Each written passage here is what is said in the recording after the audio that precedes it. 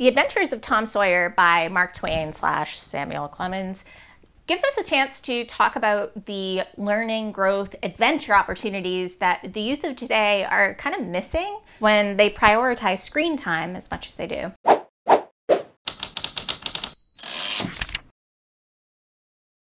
On page 57.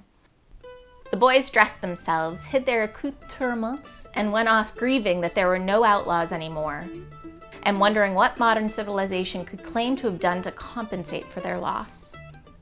They said they would rather be outlaws a year in Sherwood Forest than President of the United States forever. I was struck on this reread by how much this seemed like more of a long-form personal essay trying to capture a historical moment rather than a novel, a work of fiction.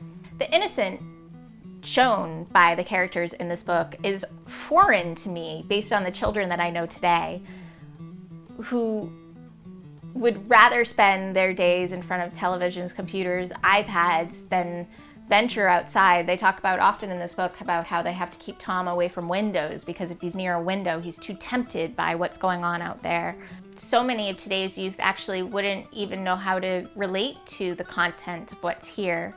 What happens when the other side of the world is right through a screen rather than a far-off journey that you'll probably never take, when 12 miles is an epic journey, an epic tale for any kid. Back then, when speculation was key and critical thinking was necessary just to kind of get through a day of wandering in the woods and trying to figure out where your marble went. He throws a marble haphazardly, and then when he tries to find it, he goes back to the spot and throws another marble and sees if he can find it.